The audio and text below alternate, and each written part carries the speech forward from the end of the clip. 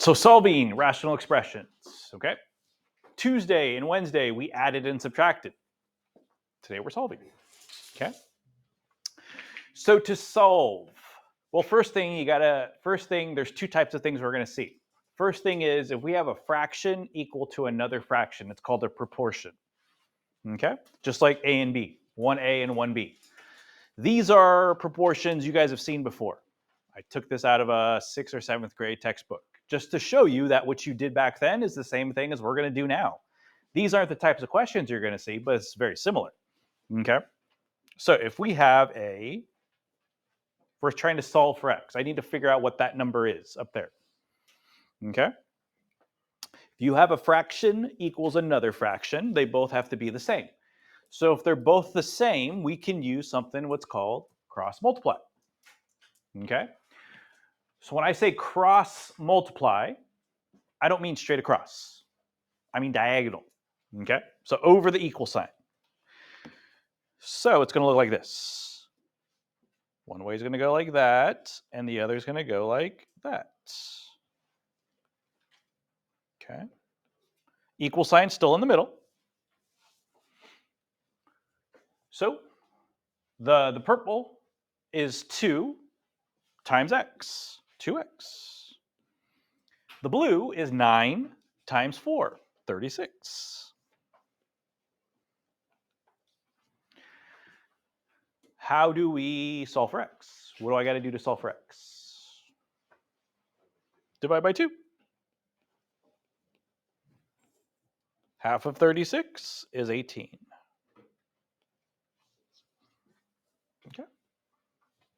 That's what we're going to do. Those are the same steps we're going to use that you guys used back in 6th and 7th grade when you guys did these, when you guys first did proportions. Okay. They're not going to look the same, but it's going to be the same steps. These steps, these 3 steps right here, I used. I didn't use the last one, but I'll show you why we use the last one. Okay, so let's look at B. 2 fractions equal to each other. Okay. That means I can diagonally multiply or cross multiply. So here's my question. I have a negative sign in front of 7/4. Where does that negative go? Does it go with the 7? Does it go with the 4? Does it go with both? What's the answer? One or the other, either. Exactly. Not with both. I have a lot of students say both. Either one. Pick one. Move it to the 7. Move it to the 4. Don't give it to both. Do not give it to both. Okay? Because if you give it to both, that would make it a double negative, which is actually a positive. So I'm going to give it to the 7. Negative 56. 4x. Divide by 4. I believe it's negative 14. Pretty sure it's negative 14, yeah. Okay. We're going to do those same steps when we get to our stuff. Our stuff's on the bottom of the page. Okay? But it's the same thing. We have a fraction equal a fraction. Cross multiply. 2a. Equal sign in the middle. One fraction equals another fraction. Cross multiply. Equal still goes in the middle. Okay? So here's my question. With the blue, right, it's 8 times x minus 2. Is it 8 times x or 8 times negative 2? Or is it both? It's both, right? 8 times everything. So that's why when I have a binomial and I'm doing this, I usually put the binomial in parentheses just to let me know that I got to multiply to both.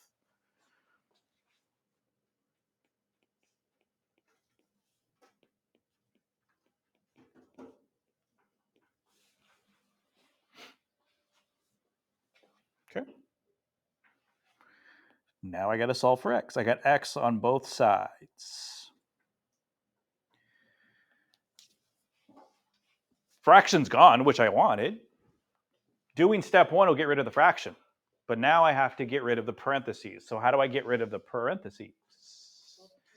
Multiply, distribute, right? We did this. These are the types of problems that we did in August. These are the very first things that we did back in August, solving for x.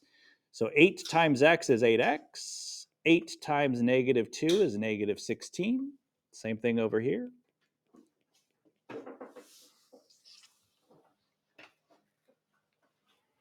So I have 8x on one side, left side, and 10x on the right side. I want to get them together. So you have two options. I can subtract 8x since it's positive, or I can subtract 10x since it's positive. The answer is it doesn't matter which one. Pick one. Okay? They're both correct.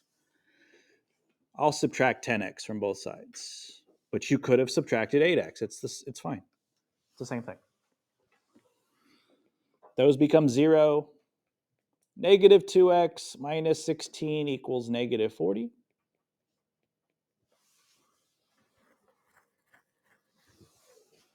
Add 16 to both sides.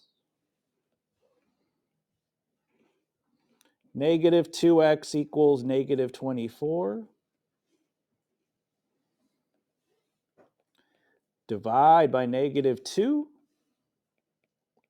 Negative 24 divided by negative 2 makes positive 12.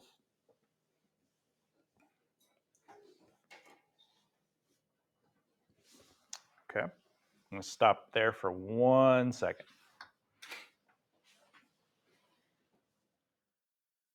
So I did step 1. That's the blue and the purple. I did step 2. That was there. Extraneous solutions. We have to check for extraneous solutions. We saw extraneous solutions on the last chapter test with roots, right? What types of numbers could we not have in square roots? Negatives, right? So that's why we checked for extraneous, right? We can't have negative square roots. Doesn't exist. It's imaginary. If you don't believe me, ask your calculator. It'll say error. So we're not dealing with square roots this chapter. There are no square roots. I don't see any square roots. But we do have fractions. What type of numbers can I not, what type of number can I not have in a fraction? There's a no-no with a fraction.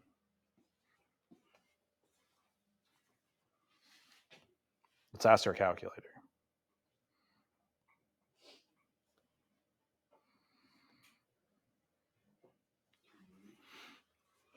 These are different fractions. They both got 0 and 4, but they're different fractions. They're not the same. The bottom one says, I have a pizza. Got 4 slices, 4 big slices. You can have 0 of them. Is that possible? Yeah, it's not nice, but it's possible, right? It's kind of mean, but it's possible.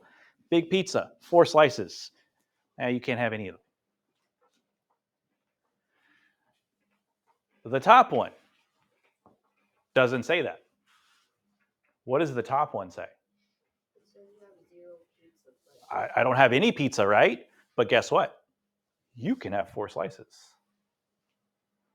Does that make any sense at all? No. How do I have an imaginary pizza? You can have 4 slices of my imaginary pizza. Doesn't exist. That's why the top one, your calculator says, I have no idea what the heck you're talking about. Undefined. Undefined means I have no idea what the heck you're talking about. Because the calculator doesn't know imaginary. We don't know imaginary. Why do I want to eat an imaginary pizza? The bottom one is real life. Right? So we can't have imaginary pizzas. That's why 0 can't be on the bottom of a fraction. 0 cannot be on the bottom of a fraction. It can be on the top. On the top is just mean. Right? That's just being mean. You get no pieces. But I can't have an imaginary pizza. So I have to check this problem here to see if I have an imaginary pizza situation. So we just said that we can't have 0 on the bottom. So I got to look on the bottom. I don't care about the top. Top doesn't matter to me with fractions when I'm checking. The bottom, 2x minus 8 and 8. If I were to plug in my answer, would I get 0 on the bottom? where am I going to plug in my answer on the bottom? There's only one spot, right? So let's go to my calculator. 2 parentheses minus 8. What answer did I get? 12. Does that give me 0? No. Gives me 16. I can have 16 slices. 16 slices is okay. Can't have 0 pizzas, though. Can't have 0 pizzas. Okay?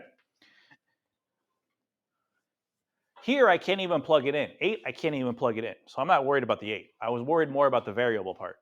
So because I did not get 0 when I plugged in my answer, it's not extraneous. So I get a green check. Green check.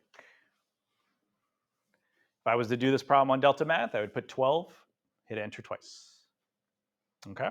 There will be some times when you get an answer and it's extraneous and you put it into Delta Math and it says wrong. And Mr. Flores, I did it right. And you're like, yeah, you did your math right, but you didn't check. You got an imaginary pizza. Okay? Okay, so letter B. Try letter B. Do letter B on your own if you haven't already. Some of you guys are already doing it. Great. Keep going. Try letter B. Yeah, if you guys are like, I've told you guys this since August. If you do these notes and you're like, yeah, I get this, then keep going. Don't wait for me. Don't wait for me. And if you get stuck, then wait for me.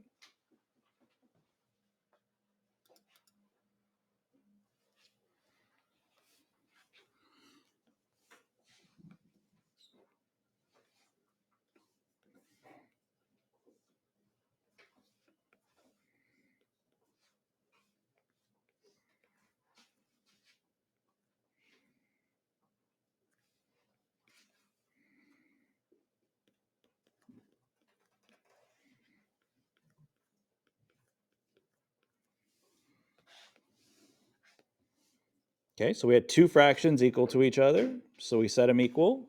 Or so we do across diagonal multiplication. Distribute the 5, distribute the 2.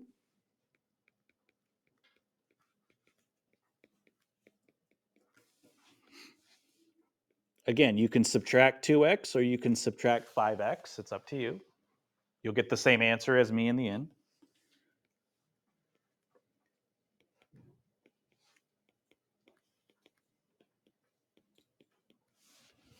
Okay, so I'm going to add 5 to both sides. -9.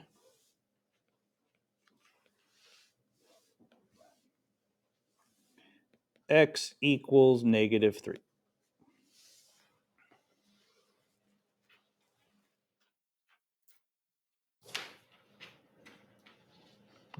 Now, am I going to have am I going to have 0 on the bottom?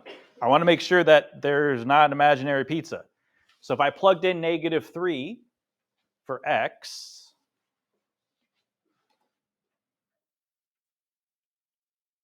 would that give me 0? Is -3 minus 7 0? No, it's -10. Okay. Is -3 minus 1 0? No, it's -4. Then I'm okay. Green check, move on. Okay. So you won't see extraneous solutions a lot, but they are there. Okay. And on tests and quizzes, I just hit random. When I'm making up tests and quizzes, I have a random button. I just hit random. So sometimes they'll give you a problem with extraneous, sometimes they won't. So it's always best to check. If you want full credit, check to make sure. Okay, just like last chapter. Okay. All right, so we have a fraction equal a fraction. Okay. Cross multiplication.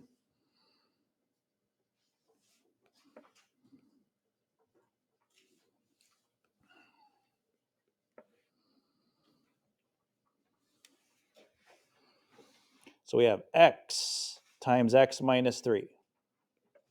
-4 times x minus 5.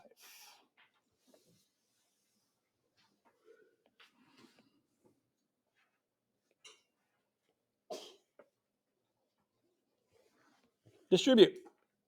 Distribute.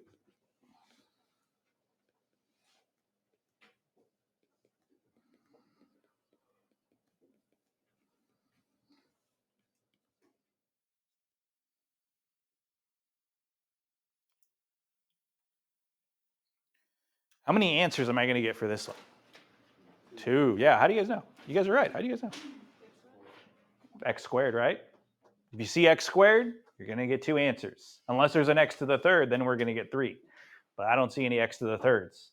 X squared is the biggest. So we're going to get 2. So how do we do this problem? Well, since we're going to get multiple answers, it's either going to be a binomial or a trinomial. So the first step is always set it equal to 0. So let's set this thing equal to 0. We've done this lots of times in this class. Add 4x to both sides.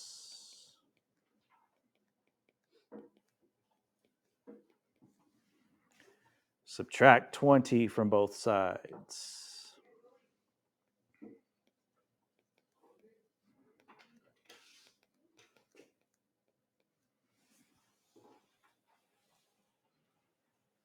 Okay, turns out to be a trinomial. So we set it equal to 0.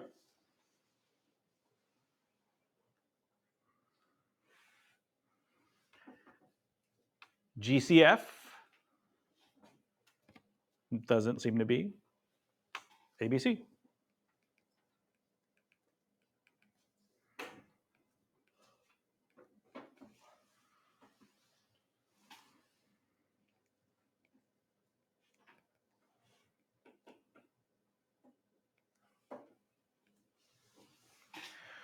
So I need 2 numbers that multiply to be negative 20, add to be 1. Yep. 5 and 4, one of them's got to be negative. Negative 4, right? Go to my box. I get x squared minus 20 positive 5x negative 4x. So I'm going to get x plus 5 and x minus 4.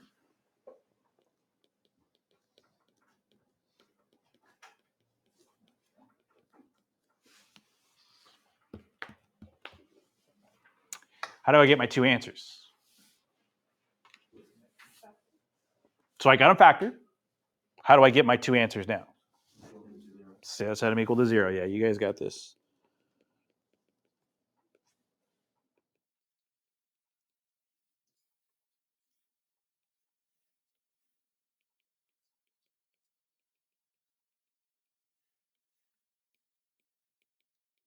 Negative 5, positive 4.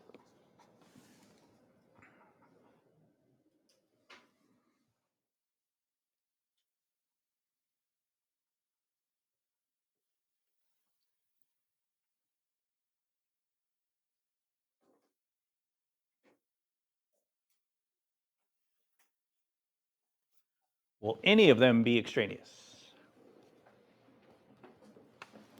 So let's see.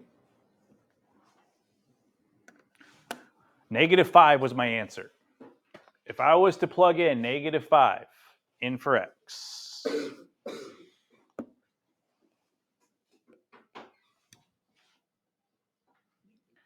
be negative 10, right?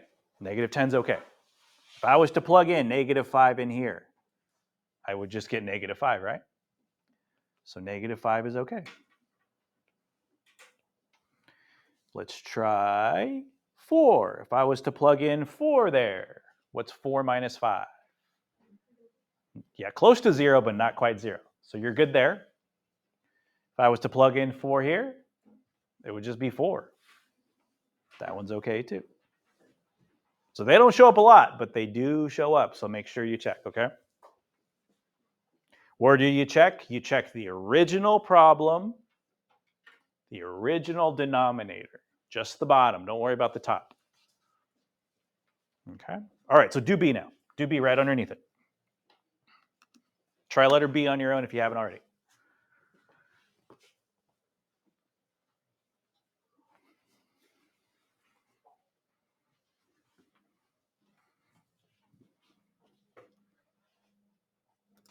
Okay, so x squared, so I cross multiplied since it was a fraction equals a fraction, cross multiplied.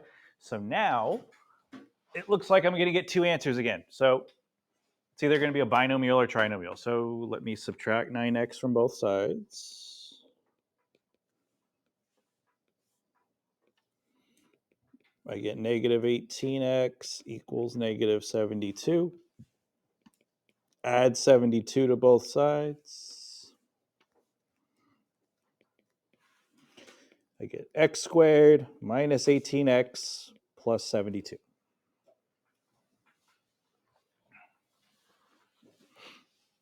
ABC. No GCF, so I'll go right to ABC. A is 1, B is negative 18, C is 72.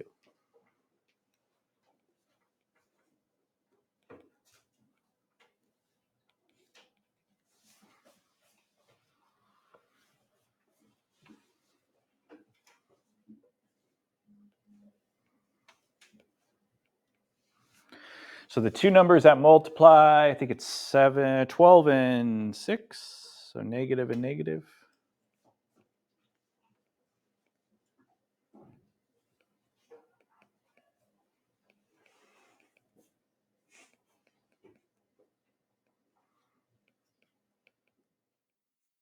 So I get x and x, I got negative 12 and negative 6. So x minus 6 and x minus 12. Set them both equal to 0, like you did on the last problem. You're going to get two answers.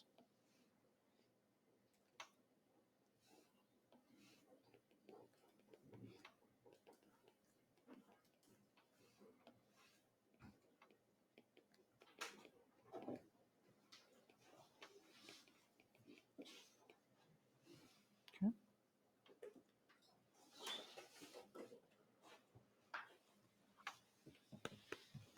So I get positive 6 and positive 12.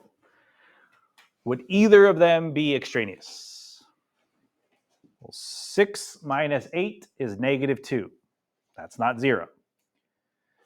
6 here is just 6. That one's okay. Check. 12 minus 8 is 4, not 0. And 12 here doesn't add or subtract with anything. It just stays 12. So you're good. So far we haven't seen any extraneous. We will. But so far we're okay. Okay. So two more. Two more, we're done. I'm not going to give you any extra problems. Once we do these two, we'll be done.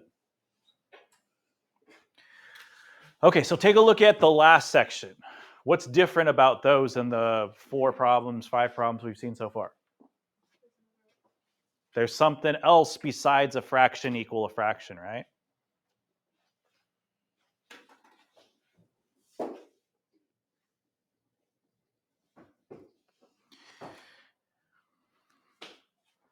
If I could get rid of that guy, I'd be happy. Cross multiply, you'd be done. But I can't. So what am I going to do? Well, to do that, what we're going to do is we're going to do something you guys have been doing the last 2 days.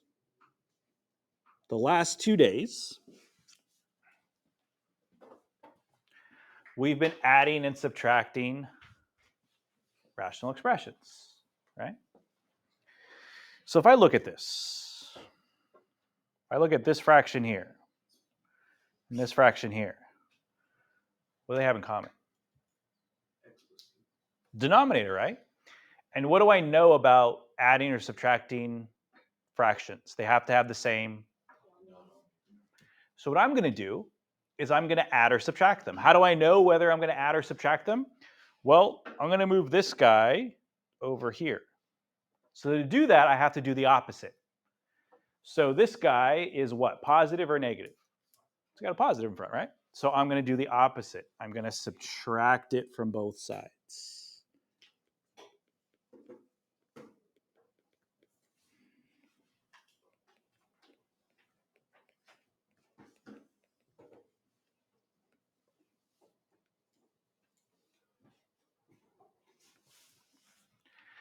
If I subtract the same number, that's going to be 0.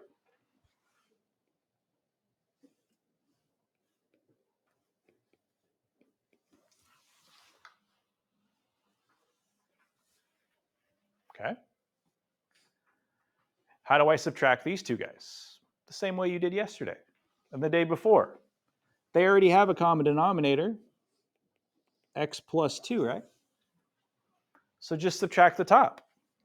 Well, the top here has got two parts to it, so I have to subtract both of them, not just x. I got to subtract both of them, so that's why I'm going to put parentheses around. When you're subtracting, you got to subtract both. Okay? So I got to distribute the negative. So I get 3 minus x minus 5.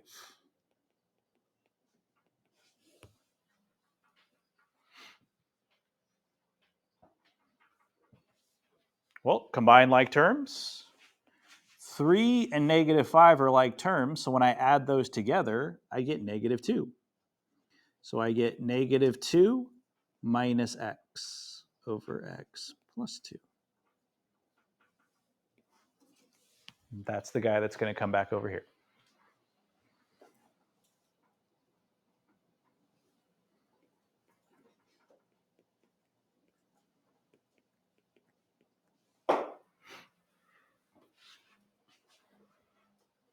So it took a little detour, but the detour is what we've been doing the last 2 days. So it's not that bad.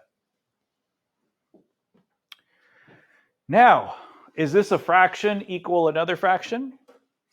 It's close. How do I make the one without a fraction into a fraction? Yeah, how do I make anything into a fraction? Put it over 1. Now it's a fraction equal a fraction. Now how do I deal with that? Cross multiply.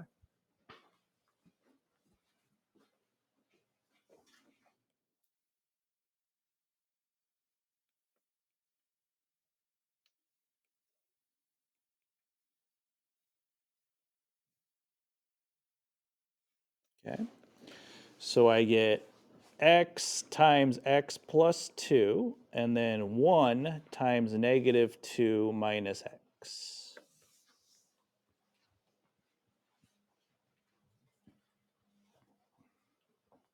Now it's where we've been.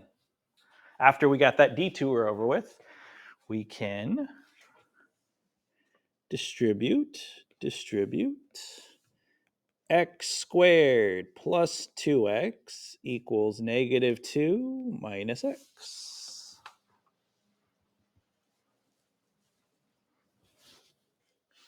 Got an x squared, so I know I'm going to have two answers, and it's either going to be a binomial or a trinomial. So I'm going to get everything on one side, set it equal to 0. So the first thing, add 1x to both sides. So I get 3x, add 2 to both sides.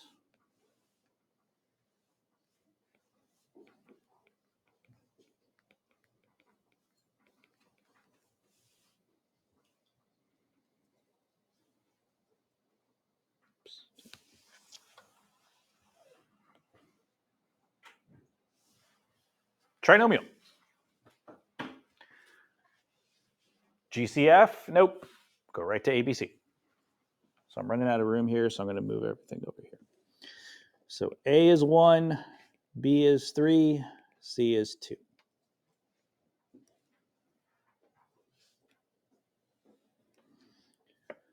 So I get 2 and 3. So the two numbers that multiply to be 2 but add to be 3.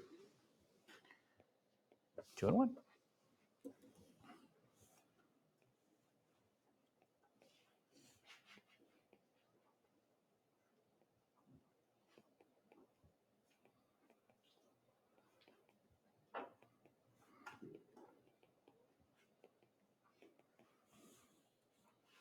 Okay. So I get x plus 2 equals 0, x plus 1 equals 0.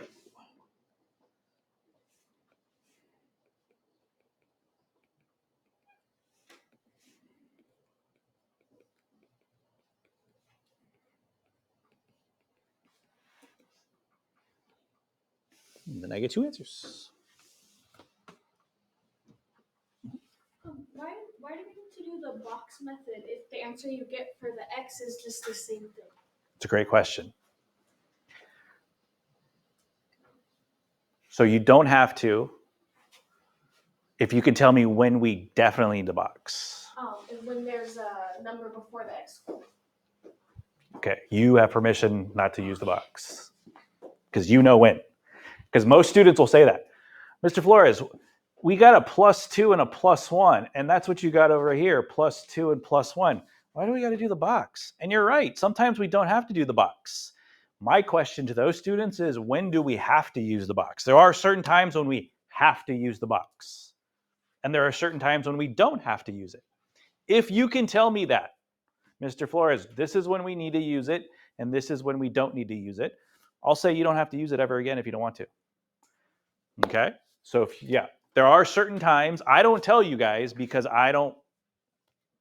students are always looking for shortcuts, and I don't want to give you a shortcut if you don't truly understand it. So, there are times when you don't have to use the box. In this case, we didn't have to use it, right? Because I got a +2 and a +1. Look what I got here, +2, +1. But there are times when we definitely need to use it. If you can tell me when, you don't have to use the box anymore. I'll let you use your best judgment, okay? There are times. If you don't know when, if you don't know what the heck I'm talking about, keep using it, okay? Because you're not there yet. It's okay. It's okay. All right? Okay, last problem. Okay, last problem. So again, I don't have a fraction equal to a fraction.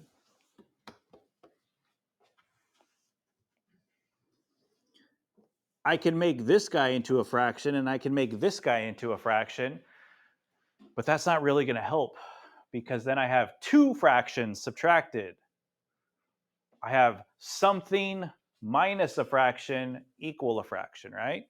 So then I got to use these steps. Okay, so what am I going to do for this guy? Well, unlike the last one, I only have one fraction here, right? -2 over x plus 3. There is not another x minus 3 over here. So I can't do that. This is what I'm going to do. I'm going to subtract x from both sides. Now, what happens when I do that is that this fraction is now all alone. And this guy is still kind of in the same spot. So now I don't have that pesky x in front.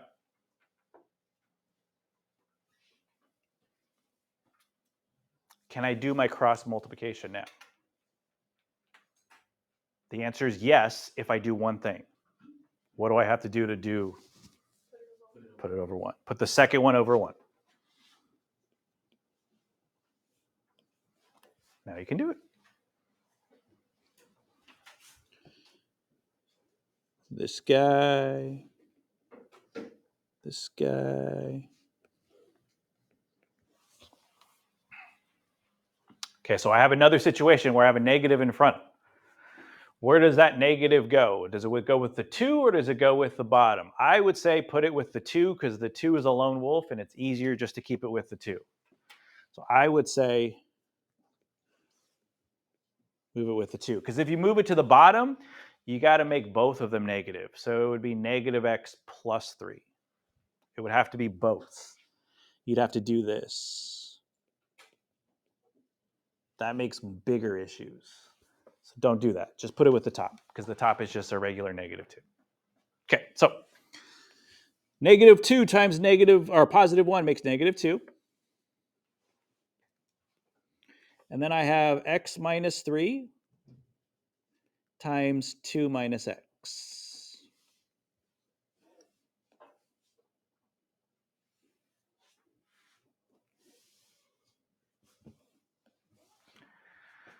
Because there was a binomial times a binomial. How do I get rid of those parentheses? I can't distribute now. What do? There you go. Multiplication box. Done this. You did this on the last test and you did it last semester. You guys have done this many, many times. We have x minus 3 times 2 minus x.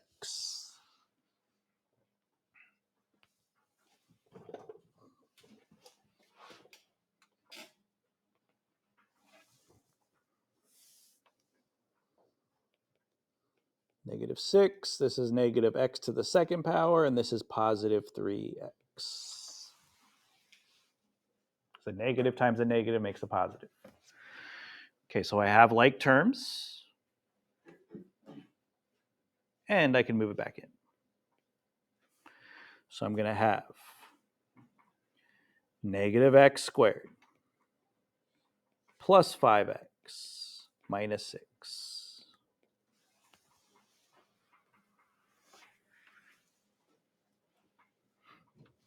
Trinomial, make it a trinomial. Here's the issue though. What is a going to be right now?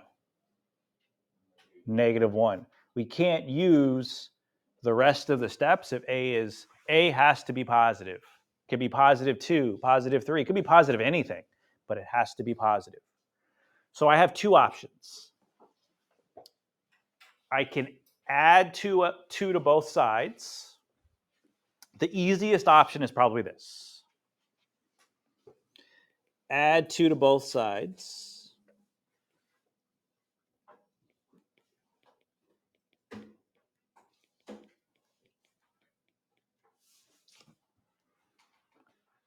And then do a GCF. The GCF would be negative 1.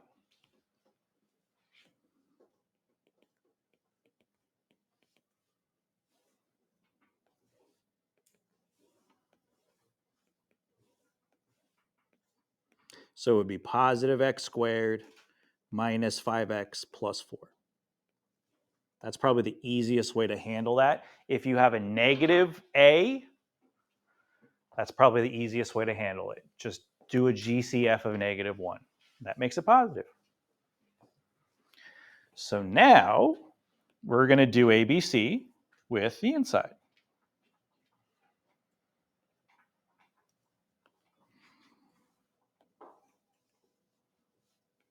A is 1, B is negative 5, C is positive 4. So multiply to be 4, add to be negative 5.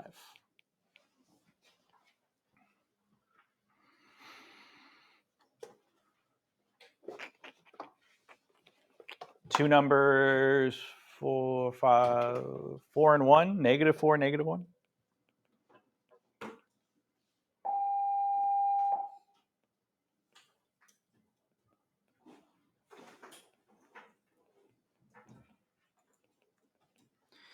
So we get x minus 4 and x minus 1.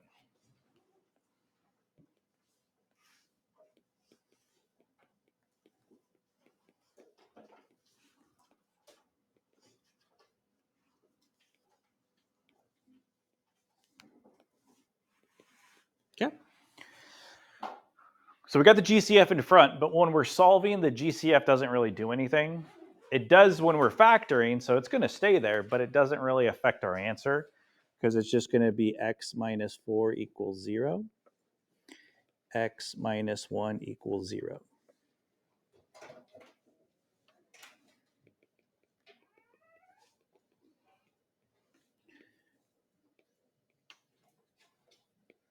So I get positive 4 and positive 1. Why did I do that in black?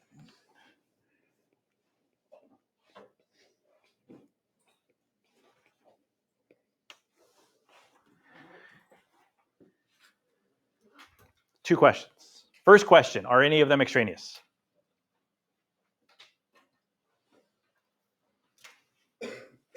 Look at the denominator. Look at the original.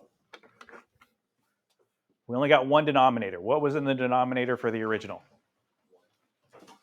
Not one. One besides one. Besides one. We do have one, but what else besides one? And the original problem. X minus 3, right? What is the only thing that would make 0 in there? Did we get 3 as an answer? The only thing that would make 0 here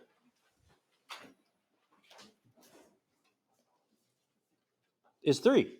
That's the only thing that would make 0, because these are just ones. We didn't get 3 as an answer. So both of them are okay.